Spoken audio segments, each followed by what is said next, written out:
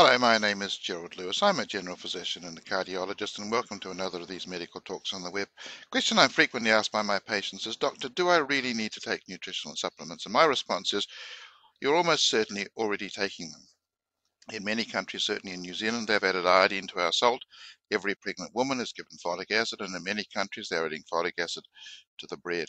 If you're anemic, we'll give you iron, vitamin B12, folic acid. So it's already part of conventional medicine, and certainly farmers and vets always supplement their animals because no matter how good the feed is, they realize that they don't get all the nutrients the animals require.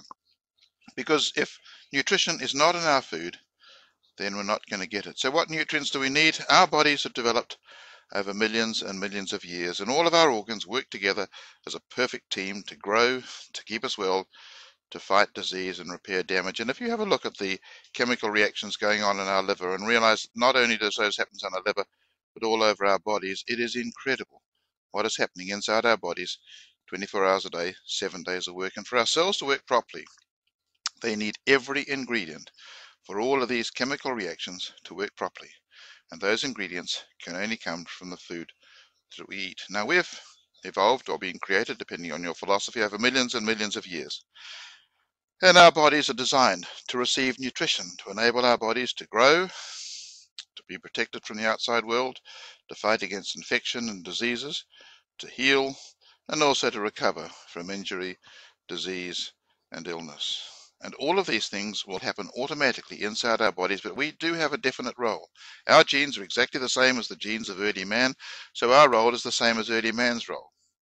And our role is, number one, to protect our bodies from toxins and dangers. Now, early man toxins and dangers were a great deal more obvious. Today, they're in many cases obvious, but many cases insidious, and certainly much more difficult to get away from. So our number one role is to protect us from toxins and dangers. Our second role is to give our cells all the nutrients they need to make these metabolic pathways work properly. We need proteins, sugars, and fats, and we need minerals and vitamins. Now, even if your diet is poor, most diets will give us enough protein, sugars, and fat, but it's much more difficult to get all the minerals, vitamins, and two particular fats. Early man got all of these from roots, berries, nuts, fruit, fresh fish, and fresh meat. But other communities have also eaten well and had the same sort of benefits.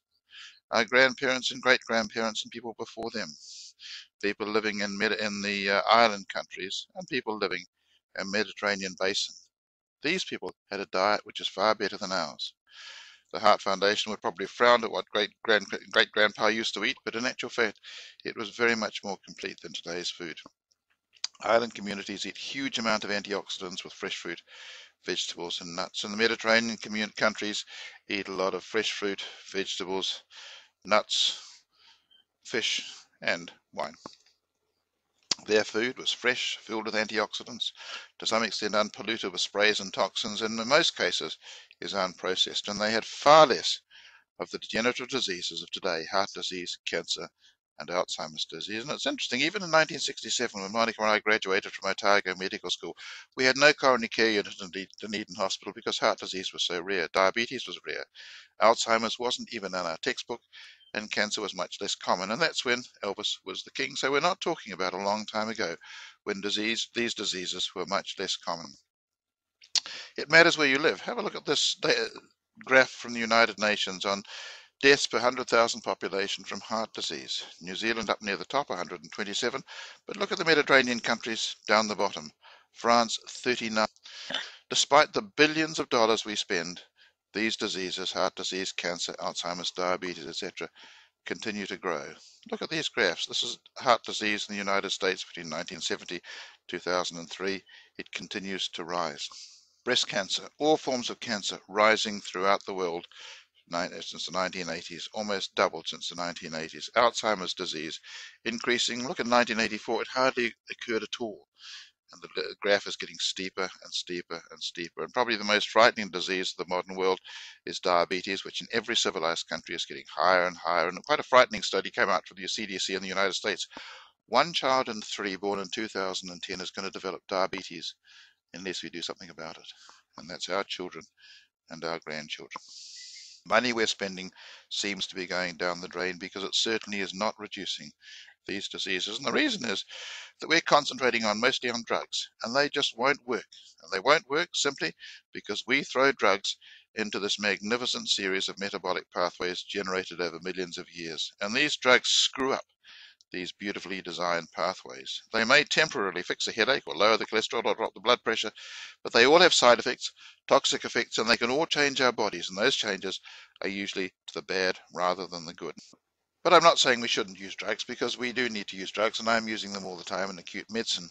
But let's make it our last choice, not the first. Drugs are certainly essential for acute medicine, but for prevention, they're far, far less effective. We hardly have one drug that has been shown actually to reduce the development of most of today's diseases. Now, if we fed ourselves and organs with all the nutrients they need, our bodies will protect us. They'll help us fight invaders and infections. They'll help reduce the incidence of cancer, heart disease, and Alzheimer's. Why? Because that is the way we are designed to be. So why can't we eat like healthy communities? And sadly, even if we ate the same food, it isn't the same. This is their idea of a salmon, not one living its life in a cage being fed with antibiotics and colouring and hormones. That's what they ate for fresh fruit and vegetables, not sprayed, stored and processed. They ate free-range animals, not animals cooped up in a barn. That's their idea of fresh meat, not that. And their cereals were unprocessed complete, including rice, bread and grains, not the highly processed food of today. Now, what should we be eating? We should be eating fruits, vegetables, nuts, seeds, whole grains, fish, shellfish, and maybe on a regular basis a little bit of red wine. But do we, and do our children? The answer, of course, you know, is no. That's what they see on the television on the left-hand side. That's what they eat on the right-hand side. And unfortunately, fast food places are becoming places where children meet and have their social activities as well. So if we don't eat all those things at the top, and our children don't, then our only hope for good health is to supplement our diet, and that, of course, is to take nutritional supplements. And it's hard to see any person that should not disagree with that. If we ate as well as we could and took complete supplements, vitamins, minerals, and fish oils, we could have a diet very similar to these healthy communities down the bottom of the screen. Would it work? Well, there's data that it would. The USA Nurses Trial, they studied 88,000 nurses, and they've been following them since 1974. And heart attacks and deaths were reduced in those nurses taking supplements. And look at the reduction that happened in those nurses. Fish oils and sudden death. There have been numerous studies showing people with heart disease who took fish oils. These are the people who took dummy fish oil tablets, and these are the people who took fish oils. And in all those studies, sudden death was reduced by half or even a great deal more. And there are many trials showing that many cancers can be helped by taking vitamins, minerals, and other supplements. But are we starting too late? Heart disease, bone disease, we do know starts early. Diabetes, cancer, Alzheimer's may all start when we're young. After the Vietnamese and Korean War, they did postmortems on the young pilots who were killed, and they found that over 40% of them had early coronary artery disease. So supplements should start early in life, probably as soon as we start eating solids, not in our 50s and 60s. And of course, that's what happens in these healthy communities. It's not just the adults who eat well, the children eat exactly the same food, which contains just the same nutrients.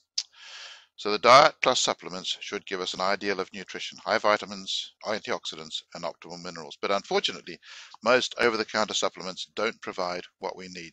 McWilliam and 14 other nutritional experts have written a number of books called The Comparative Guide to Nutritional Supplements, working out what the ideal diet people should be taking. And along the bottom are the vitamins and minerals that everybody should be taking, and each one 100% of the ideal dose is shown on that graph. Now, when you compare this with the most commonly used supplement in the world, you can see there are quite a number of vitamins and minerals, but just have a look at the dose. That's vitamin E, that's vitamin C, vitamin B6, folic acid, and vitamin B12. When you think it should be going up to each one of those should be going up the top for the ideal dose.